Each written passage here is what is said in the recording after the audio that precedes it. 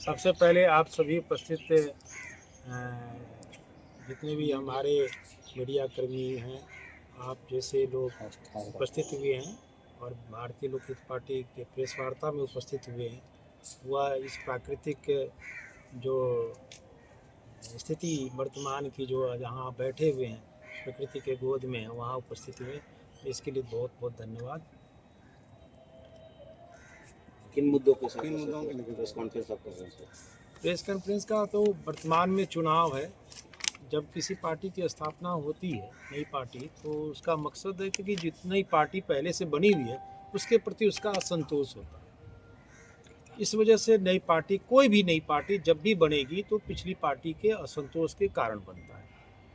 हमने भी 30 जून 2024 को भारतीय लोक हित पार्टी की स्थापना किया और स्थापना करके हमने पंजीकरण हेतु जो है ना 16 जुलाई 2024 को चुनाव आयोग को हमने भेज दिया। सारी जितनी भी शर्तें थी पूरा करते हुए चुनाव आयोग ने मुझको अभी तक 2 पत्र दिए। पहले पत्र में जो उन्होंने कमियां निकाली, जो कमियां थी नहीं, फिर भी निकाली, मैंने पुनः से उसका जवाब दे दिया और पुनः उन्होंने एक पत्र और दे दिया। मैं उस पत्र के संदर्भ में आपको बताना चाहता हूं कि आप स्वयं देखें कि भारतीय लोक हित पार्टी कहाँ दोषी है जो मुझको इस चुनाव में भाग लेने से रोका गया। एक पंजीकृत पार्टी के रूप में, पंजीकृत पार्टी के चुनाव चिन्ह के रूप में हमको चुनाव में जाने से आखिर रोका क्यों?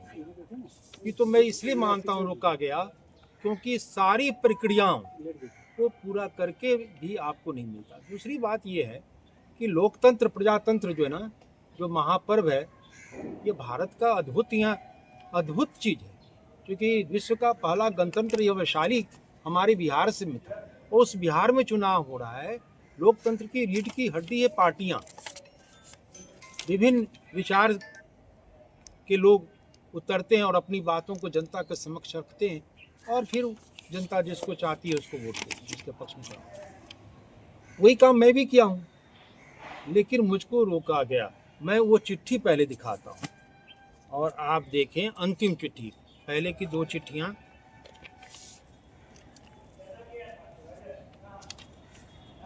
अंतिम चिट्ठी कम से कम हमने 20 आवेदन दिए होंगे, जिसमें 25-30 तो ऑनलाइन दिया, कल भी मैंने दिया है।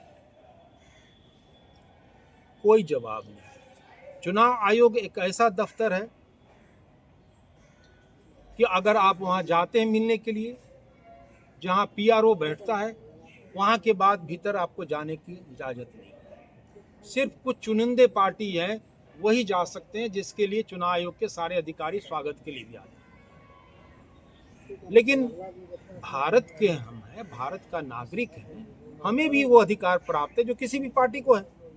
हमें रोका जाता है सबसे पहली बात कि हम वहीं रुक जाते हैं जहां पर पीआरओ बैठते हैं, जहां स्वागत कक्ष है, वहीं पर रुक जाते हैं। मैं 3 बार गया, नहीं मुझको मिलने दिया गया। हमारे अधिकारी जो है ना, जो पार्टी के बाकी अधिकारी हैं, वो लोग भी गए, लेकिन उनको भी रोका गया, नहीं मिलने दिया गया। अब ये चिट्ठी पहले देख लीजिए, इस चिट्ठी पर नज़र दौड़ाइए, मुझ पर क्या आरोप लगाया गया। मुझ पर जो इलेक्शन कमीशन से आया हुआ चिट्ठी सामने रखें सर, सामने। क्या आरोप लगाएगा सर? नहीं, आरोप नहीं, उसमें मांग की जाती है कि आप में ये कमी है। मैं एक एक कमी के बारे में बताऊंगा। आप उस बैठक जिसमें दल का गठन किया गया था, दल के संविधान अंगीकार किया गया था कि प्रमाणित प्रति प्रस्तुत करें, जिसमें समस्त संस्थापक सदस्यों अथवा कम से कम 100 सदस्यों के हस्ताक्षर हो, प्रस्तुत करें। आपके द्वारा 30/6/2024 के बैठक की कार्यकृत में केवल 72 सदस्यों के हस्ताक्षर हैं एवं आपके 14/2/25 के पत्र के साथ संलग्न बैठक में मीटिंग की तारीख अंकित है। मैं अब बताता हूँ सर, ये इसका जवाब कई बार दिया जा चुका है और ये बार बार लिखते हैं कि हम 72, ये रजिस्टर है आपके सामने में, दूसरा कोई रजिस्टर नहीं है पार्टी की, यही रजिस्टर है। आपको मैं दिखा,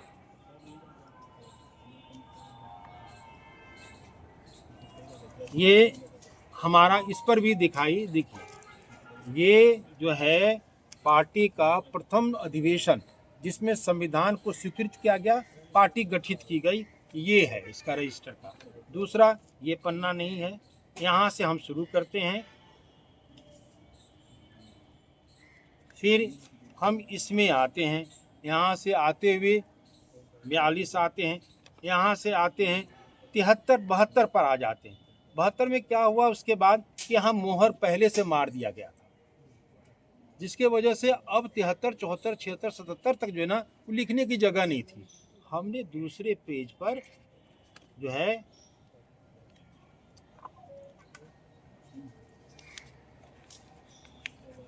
इस पृष्ठ पर फिर 73 से लिखा और 108 अंतिम जगह पर थोड़ा सा ध्यान दीजिए, यहाँ 108 सदस्यों का हस्ताक्षर और ये दिखा हुआ है। और अगर आप बार बार कह रहे हैं मुझको कि कई चिट्ठियां, तो बार बार यह कहना कि 72 72 72 ये कहाँ तक उचित है।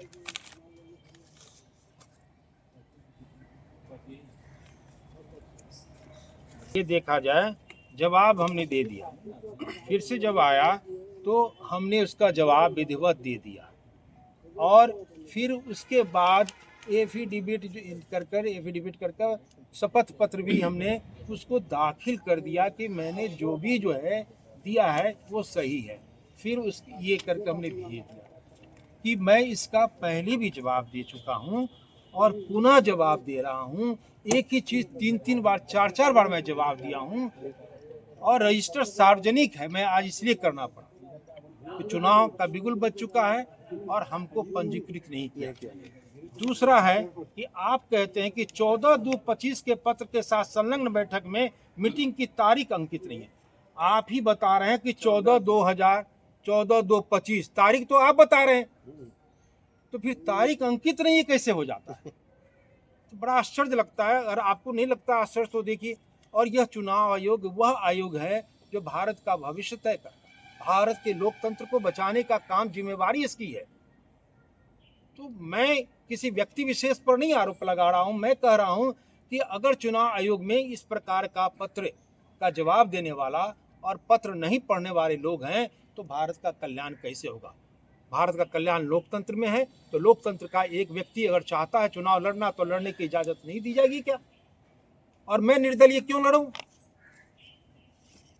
इसलिए इस बार मैंने तय किया, मैं दोनों जवाब दे दिया।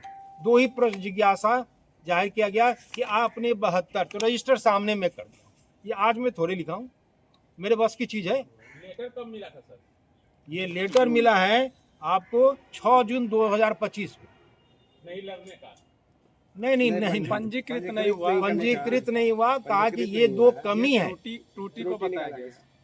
दो कमी है कि आपको न्यूनतम 100 लोगों का हस्ताक्षर चाहिए और आपने 72, हम ये रजिस्टर खोल कर रख दिए हैं कि उसमें 108 लोगों का हस्ताक्षर किया हुआ है। आपको पन्ना पलटने का फुर्सत नहीं। आप दूसरे पृष्ठ का भी जो ना फोटोकॉपी किया हुआ है और प्रमाणित प्रति में भेजा हूँ, शपथ पत्र करके भेजा हूँ, आप देख नहीं रहे। दूसरी उन्होंने ऑब्जेक्शन लगाया कि 14/2/25 के तारीख में मीटिंग में आप डेट अंकित नहीं करते, तो आप ही तो लिख रहे हैं 14/2/25, तो आप स्वयं बता रहे हैं कि 14/2/25 की डेट अंकित नहीं किया गया है, ये कैसे साबित हो जाता है? अब मैं कहता हूँ, दूसरी बिंदु पर आता हूँ। इसमें तय आप करें, जनता करे कि मुझको इस ढंग से मेरे साथ जो व्यवहार हुआ उचित हुआ या अनुचित हुआ। अगर अनुचित है, क्या आप मानते हैं कि जो मैं दिखा रहा हूं तो रजिस्टर सामने में 108 लोगों का हस्ताक्षर है या नहीं है? आखिरी पत्र कब मिला आपको? ये जो इससे संबंधित चुनाव से 2025 को कमियां गिनाई गई कि आपके आवेदन में इसमें इतना कमी रहता है, बहुत सारे फॉर्मेलिटीज रहते हैं। 101 108 लोगों का मैंने फॉर्म क्रमांक, voter I list, voter ID card से वोटर क्रमांक वगैरह सब देना पड़ता है, और कम से कम 10 से ज़्यादा शपथ पत्र देने पड़ते हैं फर्स्ट क्लास मजिस्ट्रेट से। वो सारी प्रक्रियाओं में कहीं दोष नहीं मेरा निकाला गया। ये अंतिम चिट्ठी जो 6 जून 2025 को आया, उसमें 2 बिंदु पर कमी कि आपका 72 है लोगों का ही हस्ताक्षर है, ये 100 लोगों का होना चाहिए कम से कम। मैंने दिखा दिया, सार्वजनिक कर दिया कि मुझको 108 लोगों का हस्ताक्षर मैंने भेजा है। और आपने 14 तारीख को कहते हैं कि 14 तारीख की मीटिंग का डेट नहीं अंकित है। आप तो स्वयं बता रहे हैं कि 14 तारीख का मीटिंग, वही तो मीटिंग का डेट है। ये पत्र सर आपको मिला कब? ये पत्र कब मिला? ये 7 महीना जो महीना पहले मिला, उसके बाद उसका मैं जवाब दे दिया। और जवाब मैं कब दिया हूं? ये 10 तारीख को मुझको 10 जून को रिसीव होता है, मैं 11 जून को मैं जवाब देता हूं। वो 30 दिनों का इसमें लिखा हुआ है कि 30 दिनों की अवधि के भीतर उपरोक्त दस्तावेज विवरण आयोग के पास प्राप्त नहीं होते हैं तो दल के पंजीकरण का मामला, इस मामले में आयोग कोई पत्राचार किए बिना बंद कर दिया था। इसके बाद क्या हुआ? चुनाव आयोग ने क्या कहा? उसके बाद कोई जवाब नहीं है। डायरेक्ट रद्द करने का अभी तक कोई नहीं, जवाब रद्द करने का कुछ नहीं, पंजीकृत नहीं किया गया, पार्टी को मतलब पंजीकरण नहीं हुआ, रोक दिया गया। ठीक है सर। इतने दिनों के भीतर आज नॉमिनेशन का पहला चरण का मतलब कि समझिए कि अभी एक दिन सेकंड लास्ट दिन है, सेकंड लास्ट। इतने दिनों के आज आप प्रेस के सामने आ रहे हैं, क्या वजह है? इससे पहले हम क्या किए, हमारा काम क्या है, उम्मीद तो रहती है ना, मुझको विश्वास था। मैं बता, पहला फेज का नॉमिनेशन चालू है। हाँ नहीं ठीक है सर, चालू है, नॉमिनेशन जारी है। आज चुनाव आयोग भी 24 घंटा खुला हुआ है चुनाव। जब मुझको जो है, जब मैं फ़ोन करता हूँ तो आपको मिल जाएगा, आपकी सारी फाइल चली गई है ऊपर, तो मैं क्यों मानूं कि नहीं मिलेगा। और कम से कम इस चिट्ठी के बाद मैं 6-10 तारीख को चिट्ठी मुझको आती है और मैं 11 तारीख को जवाब देता हूँ। अगर कोई बनावटी बात होती तो एक दिन के अंदर कोई जवाब दे सकता है क्या? अब आप आगे क्या करेंगे? आगे क्या करेंगे सर? हाँ, आगे क्या करना है? मैं पार्टी तो हुई ही, आपके चुनाव आयोग के द्वारा मान्यता देना है न देने, चिन्ह देने नहीं देने से पार्टी का अस्तित्व खत्म नहीं होता। हमारा विषय है कि इस प्रकार की व्यवस्था को रोकी जानी चाहिए, जिससे आपकी मंशा क्या है, ये कोई बात कहता हो कि जो देश की सरकार है वर्तमान में, भारत की जो सरकार है, उसके प्रभाव में चुनाव आयोग नहीं काम करती है। मेरा दिल नहीं मानता, मेरा दिल ये कहता है कि मुझको रोका गया है तो चुनाव आयोग क्यों रोकेगा? चुनाव आयोग को जरूरत नहीं है, चुनाव आयोग को रोकनी तो जिसको नुकसान होगा। तो मैं हूं बैस व्यापारी कारोबारियों की भारत में एकमात्र पार्टी, मैं वह पार्टी हूं जो अपने बैनर पर घनश्याम दास बिरला, जमुनालाल बजाज, डीपी खेतान, मैं JRD टाटा, वैसे लोगों को मैं लगाया हूं। मैं किसी राजनेता की तस्वीर नहीं लगाया हूं, क्योंकि देश चलता है कर और कर्ज से, व्यापारियों की भूमिका से चलती है। 80% टैक्स जो है वो व्यापारी से आता है, विभिन्न मार्गों से, जो है ना, सेवा टैक्स से आता है, इनकम टैक्स से आता है, कॉर्पोरेट टैक्स से आता है, बहुत सारे उपाय हैं जिसके द्वारा टैक्स आता है, वो व्यापारी वर्ग देता है। और मैं व्यापारियों की आवाज़ बना, पहली दफ़ा मैं व्यापारियों की आवाज़ बनने वाली पार्टी भारत की एकमात्र पार्टी मैं हूँ। आज़ादी के बाद क्या हुआ व्यापारियों के साथ, वो थोड़ा सुन लीजिए। देश आज़ाद हुआ 1947 में, सर पीछे से सुनिए, देश हुआ सर 1947 में, और देश को 1948 में घनश्याम दास बिरला जो है ना दे देते हैं एम्बेसडर, प्रधानमंत्री से राष्ट्रपति सर एम्बेसडर, किसके? एक व्यापारी के बनाए हुए कार पर चढ़ते हैं आप। 48 में दे दिया जाता है। देश आज़ाद 47 होता है। 1952 में JRD टाटा जो है ना, टाटा ग्रुप जो है ना, आपको ट्रक देता है कि माल का आयात की। और आज़ादी के पहले 1933 में जो है ना, आपका जो है ना सबसे बेहतरीन स्टील JRD टाटा टिस्को से बनकर आता है, उससे जो है ना हावड़ा ब्रिज बनता है।